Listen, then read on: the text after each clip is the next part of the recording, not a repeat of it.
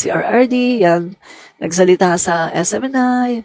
Oh, pinakabulok na ahensya ng gobyerno, kongreso. Yan. Hindi man lang niya iniisip, mga kaibigan, na minsan siyang naging congressman. Ang anak niya, congressman up to now. No? At hindi niya naisip na marami siyang mga kasangga sa kongreso at hindi rin niya lalong naisip na noong siya ay pangulo, ang kongreso ay hawak niya sa leeg, katuwang niya para lahat ng kanyang mga agenda, economically, political agenda, ay mangyari no, dahil sa kongreso. So hindi niya naisip yun, mga kaibigan. So dahil dyan, ano nangyari? Maraming kongresista nag-react. No, nag-react. And then, nag-file, gumawa sila ng resolution, no? Na lahat sila, mga kaibigan, ang hindi lang sumama, si Arroyo, si Pulong, at saka yung apat yata na PDP laban na congressman, no? So, kaunti lang ang hindi sumama, pero majority, lahat talaga nagkaisa na ipagtanggol ang kongreso, no? So, yun ang nangyari, mga kaibigan. Yan na, hanggang sa nag-alisan yung mga kongresista sa panig ng PDP laban, nag-alisan, no? So, yun, tuloy-tuloy pa rin sila, mga kaibigan. Banat nila kay Speaker Martin Romualdez, no? Mga attack dogs. Tapos, umatake din itong si Celis, no? Na gumawa ng fake news. Meron daw, 1.4 billion ba yun na travel expense ni Speaker Martin alone, no? Speaker Martin lang daw. And then yun nga, napatawag sila sa kongreso at tinanong. Tapos pagdating doon, wala naman palang matibay na ebidensya. Umamin, si Eric, umamin siya na nagkamali siya, hindi siya nag-vet doon sa information at umamin siya na mali yung nagbigay sa kanya ng information, etc., etc., humingi ng tawad, yan. At sabi niya, i-correct daw niya yung pagkakamali. Pero nung pinakawalan na sila, at ayun, humarap na naman sa laban kasama ang bayan, nagdadadakdak na naman. Mas tumatapang, no? Ang tapang, mga kaibigan. Pagkatapos, napatawag na naman sila ulit, mga kaibigan. Ayun, yung una, mga kaibigan, hindi pa sila na ko-contempt, no? Yung pangalawa na punta nila, mga kaibigan, doon na contempt na talaga, no? At sila, mga kaibigan, ay yun, nakulong nga, no? Pero pagkatapos noon, nakulong na, mga kaibigan, pero nagpo-post pa rin ng kung ano-ano. At pati yung attorney, nagpo-post pa rin ng mga hindi magaganda, no? Ng mga fake news, no? At nagpapa-feeling victim sila, mga kaibigan. And then, magugulat ka na lang, mga kaibigan, yung Vice President of the Philippines nagpasalamat sa dalawa na nanindigan daw sa katotohanan. Doon ka magugulat, mga kaibigan, nanindigan daw sa katotohanan yung dalawa. Samantalang kitang-kita naman na fake news ang sinasabi nila. Pero nagpasalamat ang Vice President of the Philippines. Diba? Doon, na-shock ako talaga doon, mga kaibigan. Wala siyang statement sa West Philippine Sea. Pero kapag ang natatamaan pala ay yung kanyang mga interes, doon pala lumalabas yung talas ng kanyang bibig sa pagbibigay ng statement.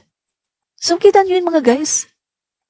Tungkol sa national issue ng West Philippine Sea, no? National issue and international issue yan, mga guys, kasi lahat tayo, mga Filipino, concerned tayo sa West Philippine Sea. Pambubuli ng China. Pero never natin nakitaan na ang ating Vice Presidente ay naging concern dyan sa West Philippine Sea.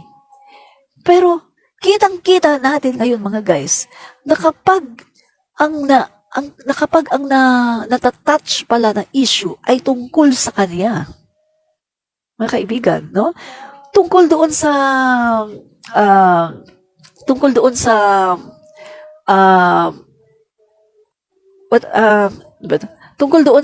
mga kaibigan, sa ikakaangat niya.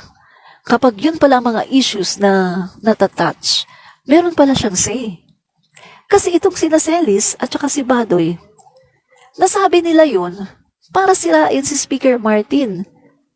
Kasi nga, galit na galit sila dahil tinanggalan ng confidential funds si Sara Duterte. So, nagpasalamat ang BP ngayon, ang OBP, no? Nagpasalamat siya ngayon kasi matapang daw, nanindigan at parang ginawa niyang hero.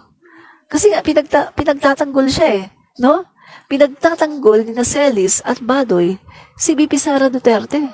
To the point na gumawa na nga si Celis ng fake news para palabasin na corrupt si Speaker Martin Romualdez para iangat niya ngayon si Vice President Sara Duterte.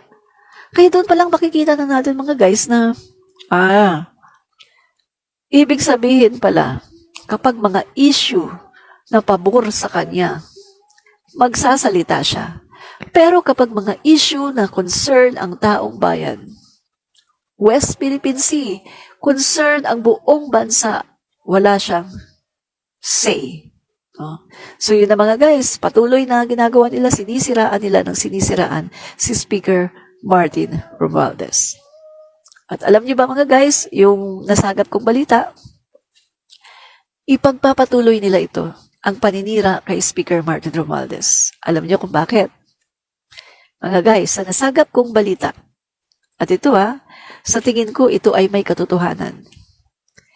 Hindi papayag ang China na hindi maiupo si Vice President Sara Duterte sa pagka-pangulo. Hindi papayag ang China guys na hindi maupo si Sara Duterte sa pagkapangulo. Just in case na mag-fail sila ngayon sa kanilang destabilization plot kay PBBM, hindi sila papayag na sa 2028 ay hindi maiupo si Sara Duterte. Yan ang talagang aim ngayon ng China. Alam niyo kung bakit mga guys?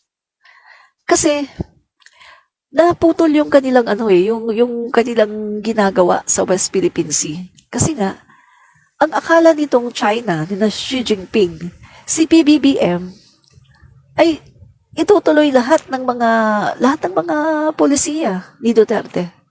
Kaso pagdating sa foreign policy, nalaman ni Xi Jinping na iba pala si PBBM. At si PBBM pala ay naninindigan sa West Philippine Sea.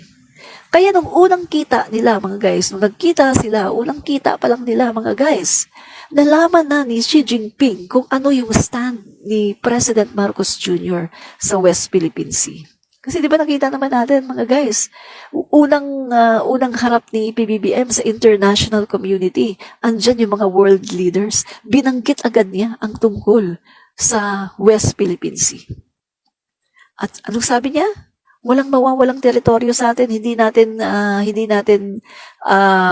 ipamimigay not even a square inch of our territory. So doon pa lang, unang pagkakarinig pa lang ni Xi Jinping kay President Bongbong Marcos, nalaman na niya kung ano ang stand ni PBBM pagdating sa West Philippine Sea.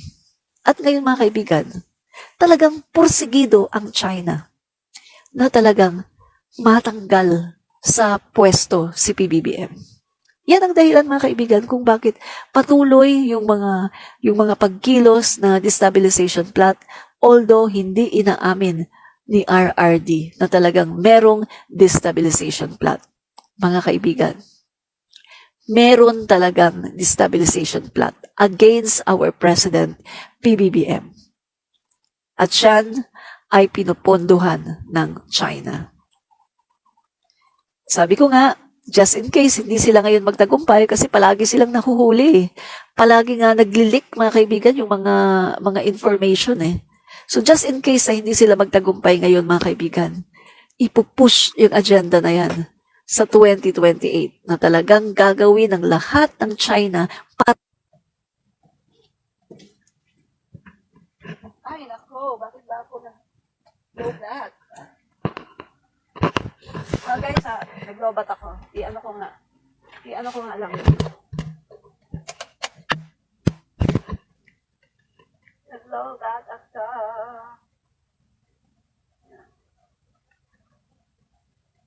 I-ano ko lang mga guys. No, naglobat ako. Saksak ko lang. Guys, Admin ang reach. pinapakalat na balita ng mga taong gusto lang talaga Israel. Comentarista. Nakita naman natin na ang kanilang mga pinapakalat ay walang katotohanan. Paano pa man karami ng mga taong sa iyo ay nagagalit, ang talaga naman ikaw ay hindi ba? Pero, galingan mo lang. Dagdagan mo pa, mga kaibigan. At the end of the day, performance doesn't lie. Muli, si Admin Rich. Fight fake news, expose the truth. Fight fake news and expose the truth. Fight fake news and expose the truth. Fight fake news, Guys, expose the